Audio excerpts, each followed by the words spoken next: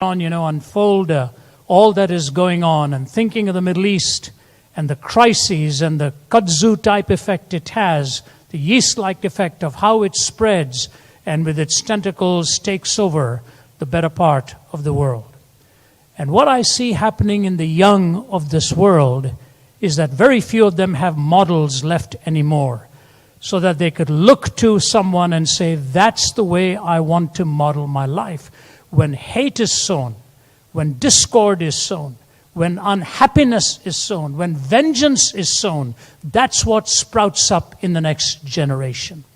And so what I want to talk to you about, ladies and gentlemen, in the few minutes that I'll take here, is a question that Solomon asked of himself.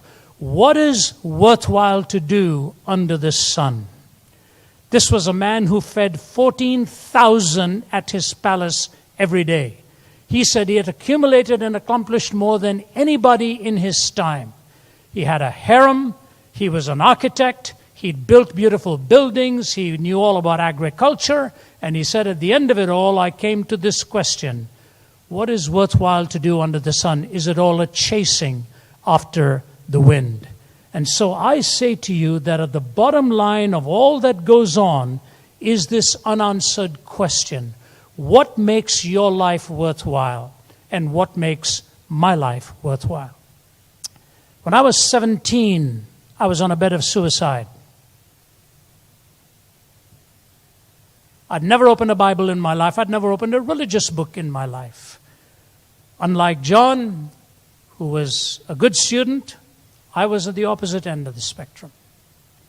I was addicted to failure because my goals were on the sports field. I didn't like books. I didn't like reading. I just wanted to play cricket. And when my father took us to church, I decided to memorize the prayer book so that I would know how long we were from finishing this thing. And I knew exactly at about the 7-minute mark to go. When the vicar would say, let us by faith therefore draw near by faith, I said, 7 minutes to go. And we're out of here, That's all the religiosity I had. And now as I think of all that happened, when I was 20, my father sent my older brother and me to Canada. He was 22. He got his job with IBM, became a systems engineer. He started his own high-tech company. And I was in the hospitality industry, wanted to do 1 or 2 years of internship before going on to Cornell. And as I was working in that hotel industry night after night, the managing director, the chef, and I would have dinner every night. And the conversation around that table was brand new to my thinking. I was only 20. I'd left home. I'd come to the West. I thought I was coming to the utopia, and all the schemes I would see these boys were making at the end of the day. I thought, wow, is this what they really want to do at 11 o'clock every night after they finish? And one day while he was literally grabbing me by the arm, he said to me, when are you going to become a man? Because he wanted me to go to one of the places they haunted. I looked at him, I said, Mr. Stanway, sir, you are my boss. But can I ask you just one question?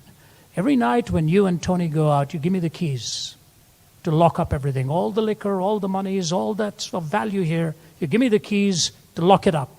Why do you do that? He said, because I trust you. I said, sir, if tonight I go out with you and you cause me to violate one of my convictions, will you trust me again after that? He said, Ravi, I will never ask you to do that again. And the day I stepped out of there, a couple of years later, and went into my studies in theology and philosophy, changing dramatically from the business world, Mr. Stanway walked me to the door, put his arm around my shoulder. He said, this is the logical outworking of who you are. If you ever want to return, our doors will be open for you, but I don't think I'll be seeing you again. You see, there's a question you have to answer and that I have to answer. And I live on the road 50% of my life. I remember speaking to the Atlanta Braves and the Cardinals that were playing against each other at Turner Field. You speak first to the opposing team, then speak to the home team. I pray for neither of them for victory that night, or that'll be my last event to come to. So at the end of the night, I spoke to them I said, I look at you boys with muscles like watermelons. I said, I walk in here as the only one who fails the physical. I said, what am I going to talk to you about? How to knock a ball out of the park? I said, I can't even see it when you guys have knocked it out of the park. I said, I can't talk to you about baseball. I said, I can't even talk to you about cricket. I said, but what I can talk to you about is how to live your life on the road, because I spend more time on the road than probably most of you have. Because I'm 40 years as an itinerant now. This year, I'll spend over 200 days on the road. In the last 6 weeks, I've been to 8 countries. And straight from here, I'm on to Hong Kong, Singapore, Thailand, a few others. That's the way my life is. I'm an itinerant. I said, I want to talk to you about how to live your life on the road. There was a big hitter on the team. He came over to me, and I thought he would break my back the way he hugged me. And I've got a broken back already with titanium rods in there. He wrapped his arms around me, put his head on my shoulder, and wept and said, I wish I had heard this talk when I was starting out. Today I have all the money I've ever wanted, but very little of any real value in life. My call travel assistant was standing one step next to me. He just moved away to allow this big guy to weep on my shoulder and open his heart. Lee Iacocca said this in his straight talk. As I start down the twilight years of my life, I try to look back and figure out what it was really all about. I'm still not sure, he says, what all of this was meant to be and what is really the meaning of fortune and success. I know fame and power are for the birds, but then life suddenly closes into focus, and there stand my kids, and I love them. No matter what you've done for yourself or humanity, if you haven't given love and attention to your own family, I ask you, what have you really accomplished? This is Iacocca. He's moving in the right direction. I want to give you 3 principles as quickly as I can. And I promise you, you take these principles and apply it in your inner life, success is truly defined by them. Gideon is taking 32,000 men to face a daunting enemy. He thinks he needs a big army. And if he's got the big boys on his side, 32,000 of them, he's outnumbering the opposition. And God says, you've got a problem. You've got too many. He says, what do you mean you've got too many? This enemy is huge. He says, no. You've got too many. So he says, give them a choice. Those who are really afraid of this fight, let them leave. Don't judge them. Ask them the question. If they're fearful, let them go. 1/3 of them said they were terrified of this battle. 22,000 of them left. He's left with 10,000. God says, you've still got too many. I'm going to help you choose. All you need is about 300 of them. He said, take them to a river and let them take a drink to refresh themselves. A handful of them will drink this way. A handful of them will drink that way. Those that drink it as they cup their hands, they are the ones I want you to have. You take them, and it ended up being 300. Now, what was going on here? What were these men thinking? When they went to the water to kneel and drink before a battle, they weren't suspecting at all what was going on. And the reason is this. Please hear me. Anything that refreshes you without distracting you from, diminishing, or destroying your final goal in life is a legitimate pleasure.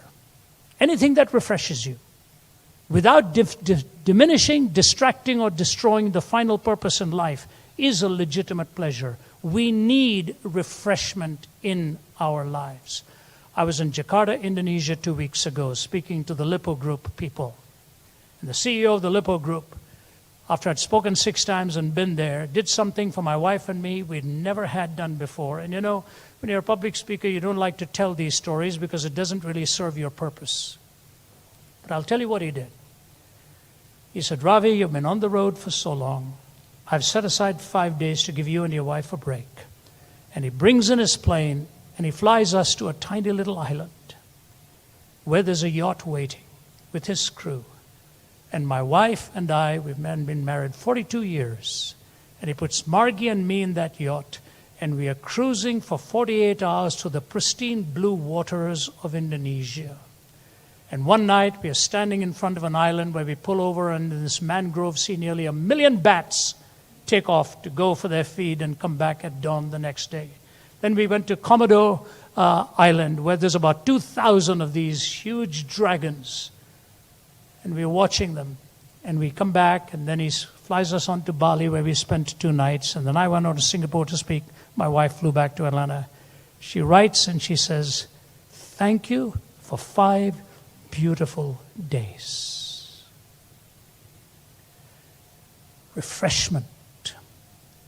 To have the one you love and to have the beauty around you. So enriching. But you've got to be careful with what refreshes you so that it doesn't take away from you the ultimate purpose of what life is all about. I wrote to James Riadi and I said, "James, I'll never be able to thank you enough for what you did for my wife and me for these 5 days. Never had anything like this. Thank you, sir."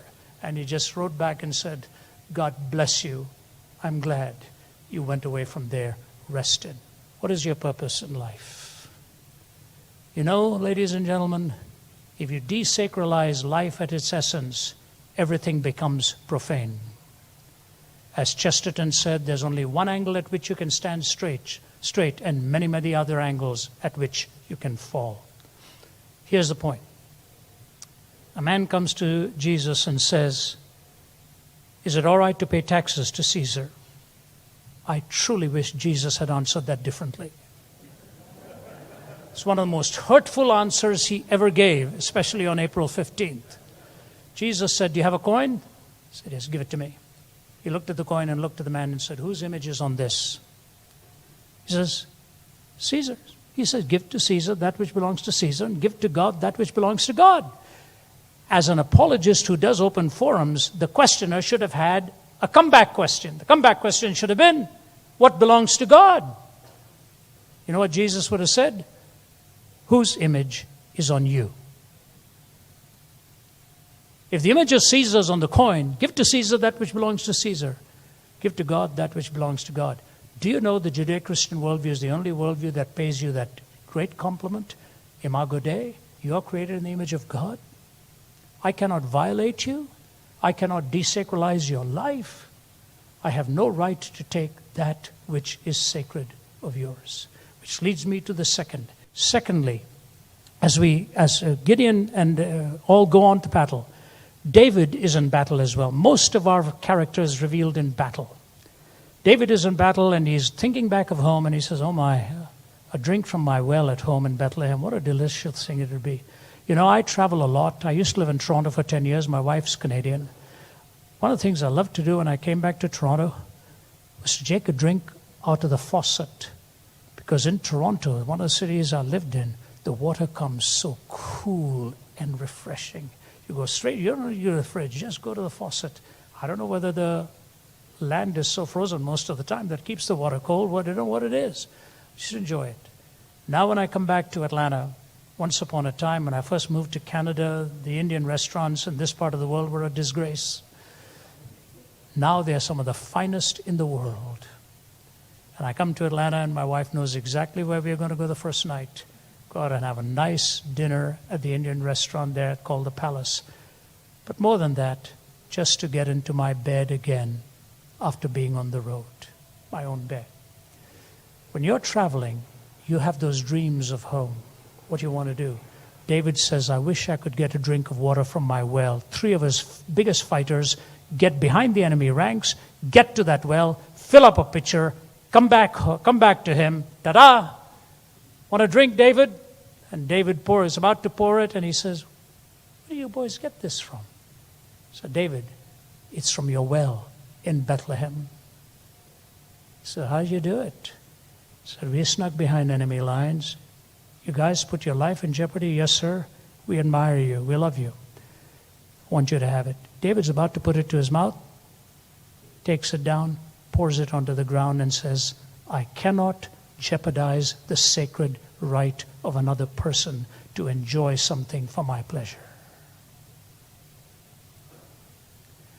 If he had reacted the same way when he saw Bathsheba, all of Old Testament history would have been different. Ladies and gentlemen, especially to you gentlemen, I want to say this. We need to know where our boundaries are, where the lines are that we need to draw. What is sacred, what is fulfilling, and I know whereof I speak. 4 decades on the road and the temptations never diminish. There's always somebody who wants to buy you. There's always somebody who wants you to cross a boundary. And as Chesterton said, whenever you remove any fence, always pause long enough to ask why it was put up there in the first place. You've been watching Let My People Think with Dr. Ravi Zacharias. We're grateful for your prayers and financial support. If you'd like to know more about this ministry or would like to donate to our efforts, you can call us at 1-800-448-6766 or visit us online at www.rzim.org. You can also stay connected to RZIM through Twitter and Facebook. Our mailing address is RZIM, Post Office Box 921-939, Norcross, Georgia, 30010. My honor to be with you here at Princeton. When I was in Germany. India, very close to Bangladesh. George Washington University. The Middle East. Meetings in Angola prison. United States. From China. In Canada. In the United Kingdom. In Istanbul, in Ankara and Izmir. Romania. At American University. In the University of Harvard. Manila in the Philippines. Perth, Australia. To South Africa. In Africa. To Malaysia, to Indonesia, to Singapore. The mission of Ravi Zacharias International Ministries is really to reach the thinker and the skeptic, to answer the questions, and do evangelism undergirded by apologetics, in clearing all of the obstacles that stand in the way so that the questioner can take a direct look at the cross of Jesus Christ. We put it simply, it is to help the thinker to believe and the believer to think. In short, we are in their arena, bringing the gospel of Christ to help them traverse the longest journey in life, the journey from the head to the heart. The fivefold thrust of RZIM has always been first and foremost evangelism. We do evangelism undergirded by apologetics.